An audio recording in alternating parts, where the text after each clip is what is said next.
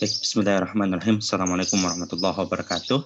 Alhamdulillahirrabbilalamin. Alladzi adafa baina qulubina fasbahna bi ni'matihi ikhwan. Allahumma shalli ala Muhammad wa ala ali Muhammad. Baik, hari ini kita masuk materi pertama, pengantar hukum pidana, sejarah hukum pidana Indonesia, dan berlakunya hukum pidana.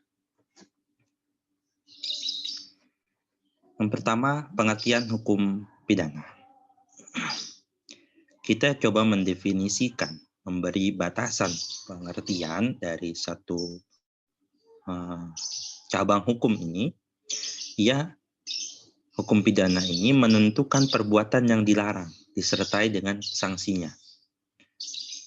Membunuh tidak boleh, menerobos lampu merah tidak boleh, menganiaya orang lain tidak boleh, begini dan begitu. Yang kedua, menentukan kapan dan dalam hal apa kepada mereka yang melanggar dapat dikenai sanksi pidana. Kapan orang itu, dalam hal apa, ya, pada pelanggar satu hal yang dilarang pada poin yang pertama tadi, itu ya dikenai sanksi. Lalu setelah tentukan kapan dan hal apa ia diberi sanksi, hukum pidana juga mengatur cara bagaimana sanksi itu dikenakan padanya. Nah, gitu. Maka kalau kita coba bagi jenis-jenisnya, maka kita temukan ada hukum pidana material, ada hukum pidana formil, ada hukum pidana umum, ada pidana khusus. Ada yang dikodifikasikan, dan dikodifikasikan nasional, lokal, tertulis, tidak tertulis, internasional, nasional. Nah, hukum pidana objektif dan hukum pidana subjektif. Nah, kalau yang pokok di sini kita coba jelaskan ya. Kalau material itu bersifat tentang substansi hukumnya. Substansi hukumnya. Sedangkan berkaitan dengan formil adalah cara menegakkan hukum itu. Substansi hukumnya apa? Oh, yang dilarang tuh ini. Lah kalau dilanggar bagaimana? Misalnya tadi, orang tuh tidak boleh membunuh. Lalu kalau ada orang tidak boleh membunuhnya itu hukum pidana material. Lalu kalau orang itu membunuh bagaimana? Nah, itu cara menegakkan aturan yang dilanggar tadi, itu namanya hukum pidana formil. Maka pada hukum pidana ini kita akan bicara tentang hukum pidana materialnya khusus. Nanti hukum pidana formilnya kita akan bicara pada mata kuliah hukum acara pidana. Itu ada pada semester berikutnya. Lalu ada hukum pidana umum. Umum itu berarti yang ada dicantumkan di dalam KUHP. Apa KUHP? Kitab Undang-Undang Hukum Pidana. Sejarahnya nanti akan kita temukan di materi ini juga.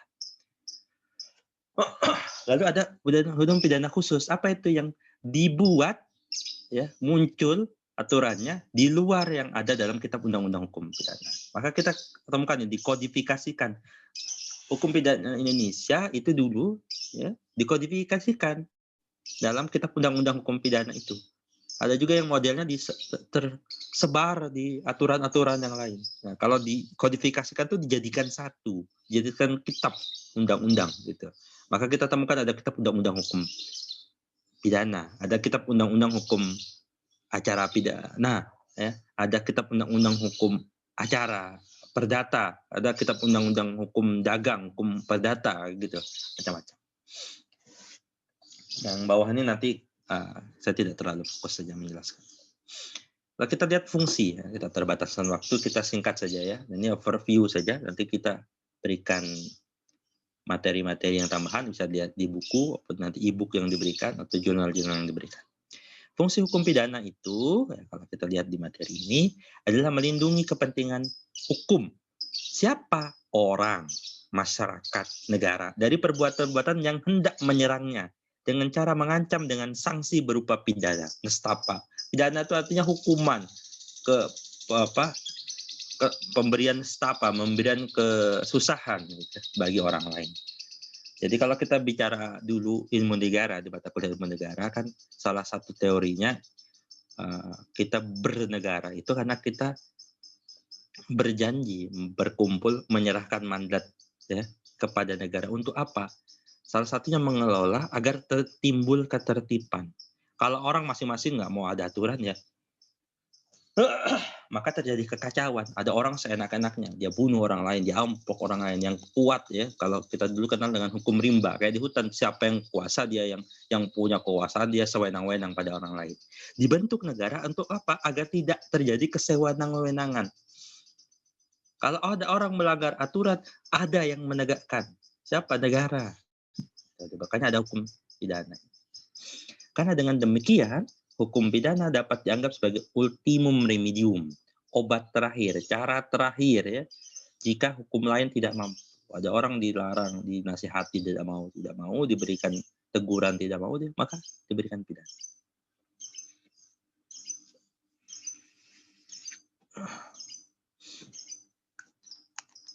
Lalu kita juga melihat tujuan hukum pidana itu dari aliran klasik dan aliran modern. Kalau aliran klasik, ya, tujuannya adalah melindungi individu dari kekuasaan penguasa. Dulu penguasa itu juga sewenang-wenang. Ya, dulu kalau kita lihat di sejarah di Inggris modern, revolusi di Inggris itu adalah ketika rakyat ya dan golongan pengusaha mencoba melawan negara karena negara sewenang-wenang menaikkan pajak dan sebagainya sehingga dibikin aturan monarki konstitusional. Konstitusional itu berarti aturan, bukan seenak rajanya, tapi sesuai dengan peraturan.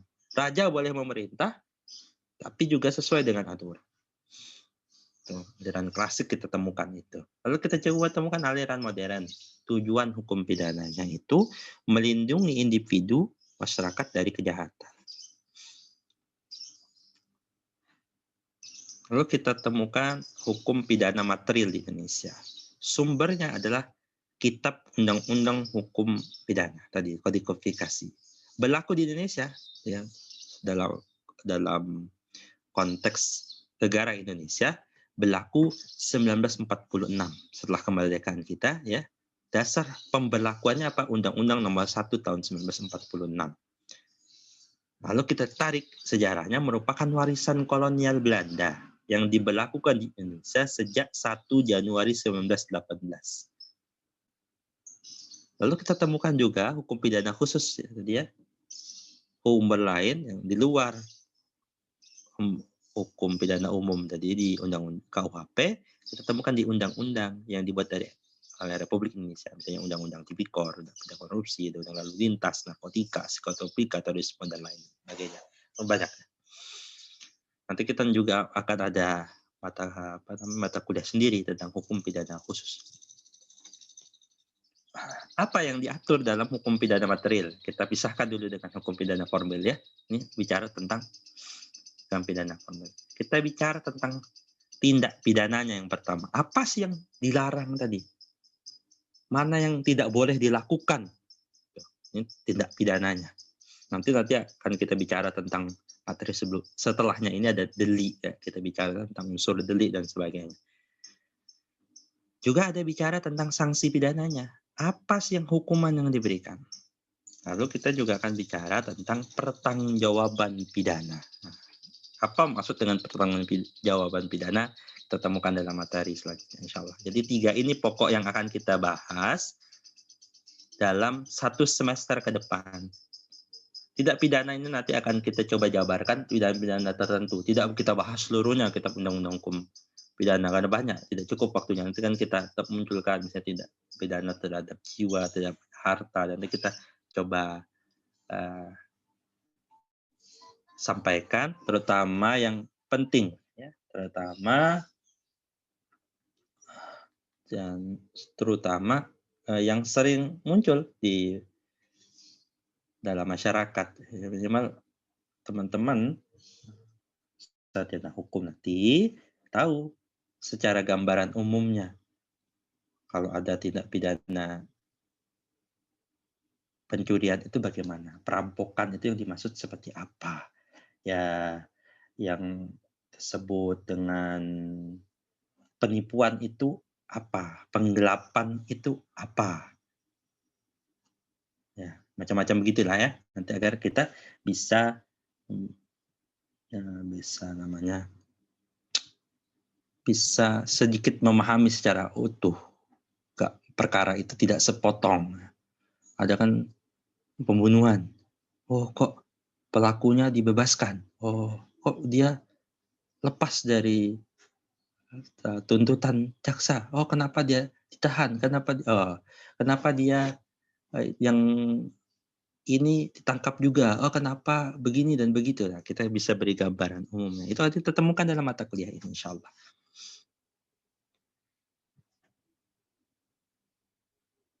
Baik, selanjutnya kita akan bicara tentang sejarah. Sejarah pembentukan Kitab Undang-Undang Hukum Pidana. Kalau kita lihat ya, ini 1-2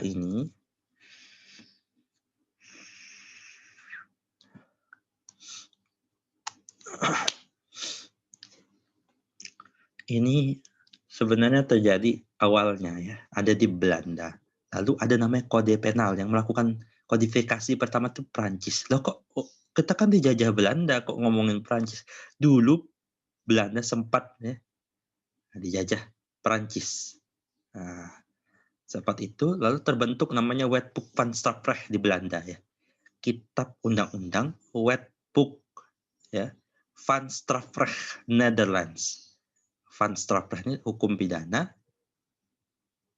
Netherlands di Belanda. Lalu ada asas konkordansi. Apa yang berlaku di negara asal ya akan berlaku pula di negara jajahan. Nah, makanya yang dibuat di Belanda tahun sekian itu diberlakukan di Indonesia tahun pada 1 Januari 1918 ya. Disebut dengan Wetboek van Strafrecht Netherlands-Indië. Netherlands-Indië itu Hindia Belanda. Kita dikenalnya Hindia Belanda ya. Nama Netherlands-Indië ini juga pernah masuk Piala Dunia ya. Sebelum Indonesia merdeka itu malah pernah masuk Piala Dunia. Bagi yang suka bola ya. Dulu pakai nama Netherlands-Indië. Lalu yang disebut dengan Wetboek van Strafrecht ini ketika Indonesia merdeka ya, para pendiri bangsa ini memilih untuk tetap mempergunakan. Kan ada pilihannya. Apa kita bikin yang baru, undang-undang yang sesuai Indonesia? Atau kita pakai hukum yang lama aja, hukum yang ditinggalkan Belanda, hukum yang ditinggalkan kolonial Belanda dulu.